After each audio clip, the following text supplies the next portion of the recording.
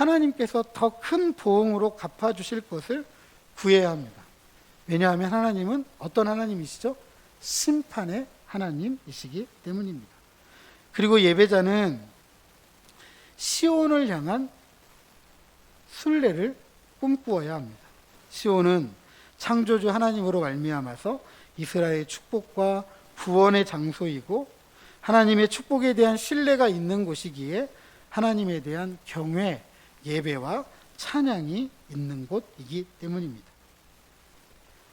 마지막으로 예배자는 이것이 참 중요합니다. 앞서 이야기한 건 누구나 할 수 있잖아, 예배자라고 하면. 그죠? 내가 당했을 때 하나님께서 갚아주시라고 얘기할 수 있고, 하나님이 찾으신, 하나님이 복 내려주시는 예배자로 나아가야 됨을 꿈꾸는 것은 모든 예배자가 할 수 있는 일이죠. 하지만 이 마지막만큼은 오늘 이 땅을 살아가는 우리 예배자들에게 책임 있는 삶이라고 할 수 있겠습니다. 예배자는 피스메이커, 평화를 만들어가는 사람이 되어야 합니다. 외롭고 고립된 땅에서, 적대적이고 잔인한 땅에서 살아가고 있지만 그 세상 속에서도 결코 무엇을 잃으면 안 된다? 화평을 잃으면 안 된다. 피스메이커라는 정체성을 잃어버리면 안 된다라는 사실입니다.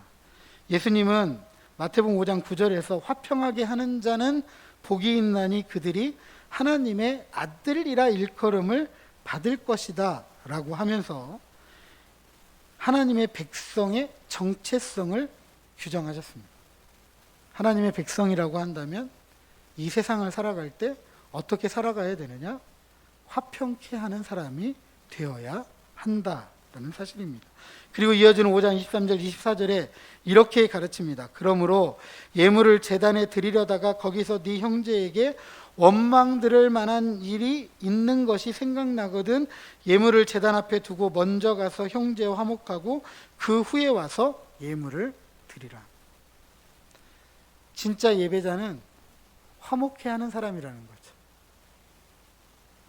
예물을 아무리 많이 가지고 나왔다 할지라도 혹여라도 원망 들을 만한 일이 있는 것이 생각나면 먼저 뭐 해라? 화해해라. 먼저 화목해라.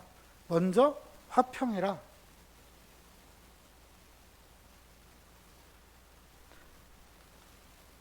그리고 바울은 로마서 12장 21절에 선으로 악을 이기라 라고 우리에게 권면하고 있습니다.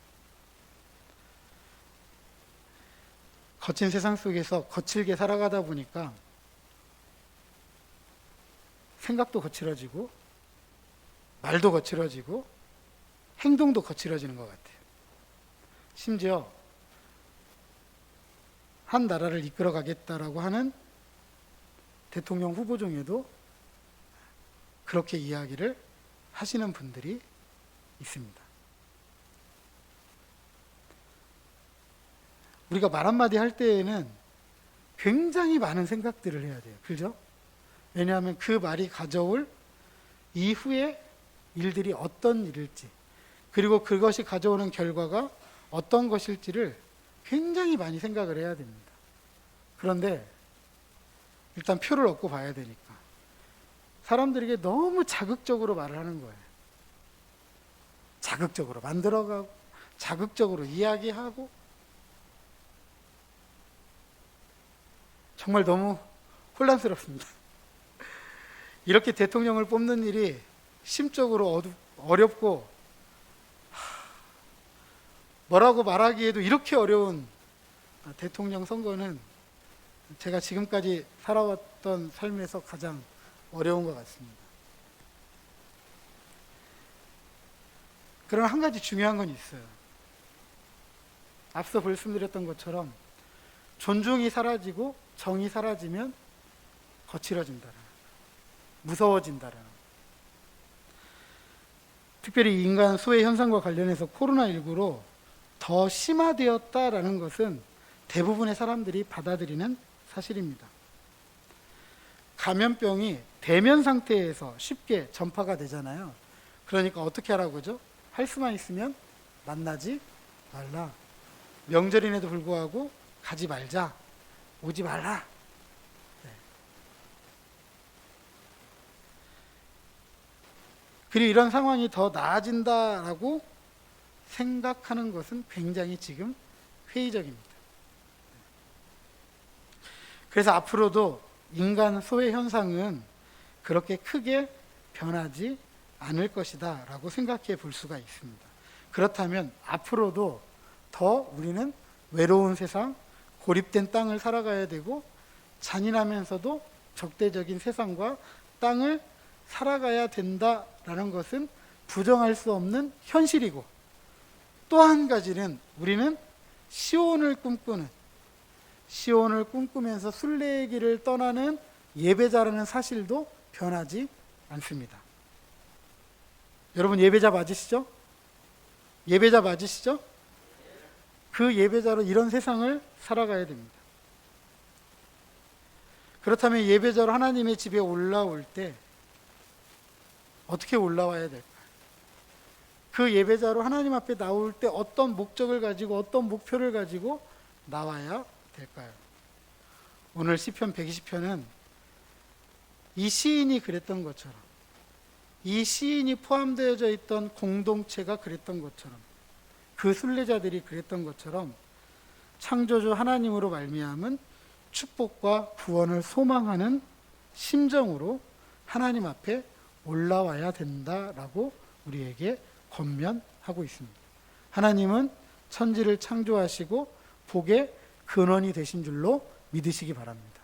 그 하나님께서 복을 주신다는 신뢰를 가지고 우리는 오늘도 이 예배자의 자리로 올라와야 됩니다.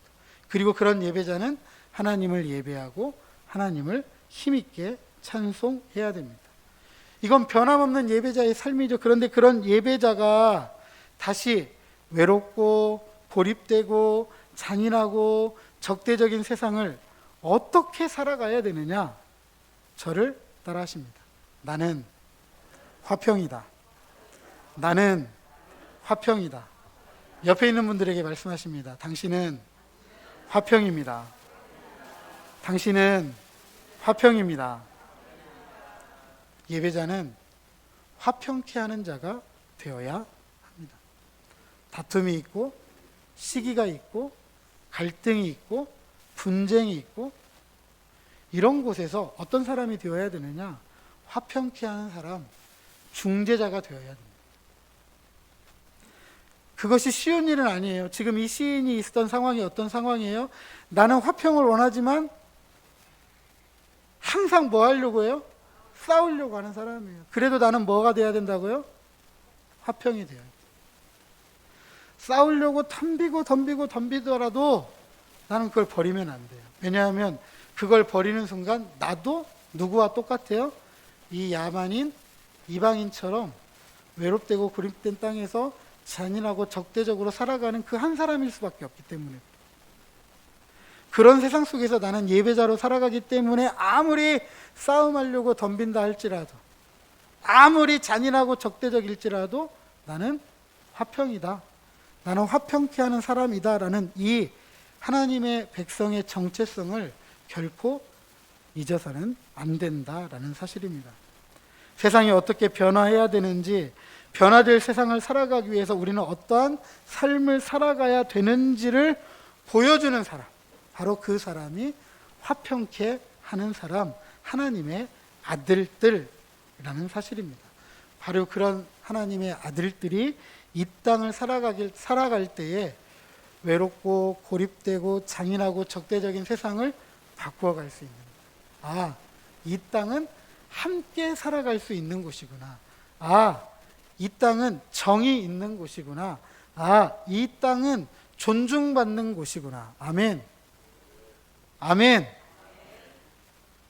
부디 외롭고 고립된 적대적이고 잔인한 무서운 세상에서 화평하게 하는 자로 살아가면서 하나님의 샬롬의 통치를 힘있게 드러내고 나타내는 하나님의 자녀들로 살아가는 저와 여러분, 우리 모두가 되시기를 주님의 이름으로 축복합니다.